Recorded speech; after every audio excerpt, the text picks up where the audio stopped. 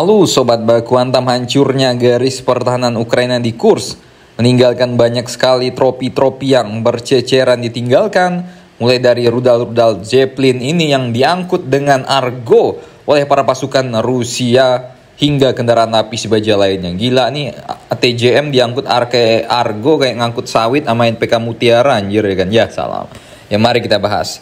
Di video pertama ada Humvee pasukan Ukraina yang sudah tampak porak-poranda, mungkin akibat terkena serangan telak. Kemudian ada kendaraan komando M113, kendaraan untuk membuat jembatan buatan Jerman. Ada 2 ARV Bergen Panzer II buatan Jerman juga.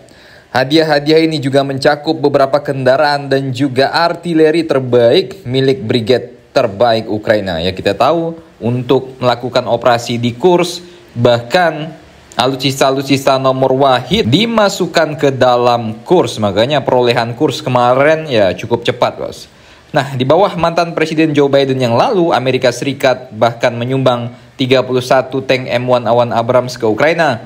Dan tank-tank ini melengkapi 1 batalion brigade mekanik ke-47 yang elit. Dan batalion ini telah bertempur tanpa henti di Ukraina Selatan dan Timur selama 2 tahun.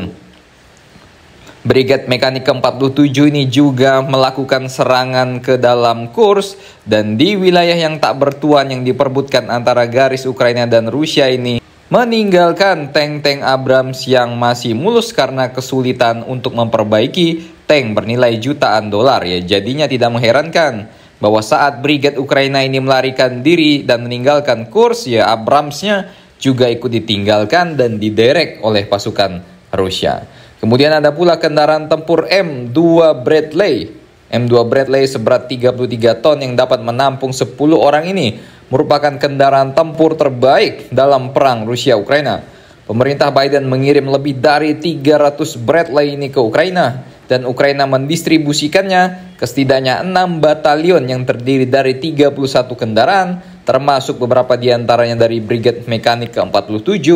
Dan unit-unit ini telah bertempur keras dalam penyerangan dan pertahanan di seluruh Ukraina. Dan tentu saja sudah pasti ini ada dikerahkan di medan Kursk yang juga disita oleh Rusia. Rusia juga menangkap Howitzer M777. Kedatangan Howitzer M77 buatan Inggris pertama di Ukraina dilakukan pada musim semi tahun 2022 yang merupakan titik balik negara tersebut.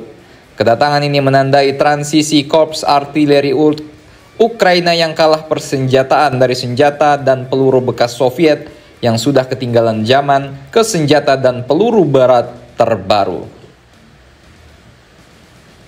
Dengan bobot 4,5 ton, meriam ini mampu menembakkan peluru tanpa kendali hingga jarak 19 mil alias lebih jauh daripada jarak tembak meriam 2S3 Sovietnya Rusia. Jadi itu tadi berapa penyitaan dan juga tangkapan-tangkapan pasukan Rusia di Kursk.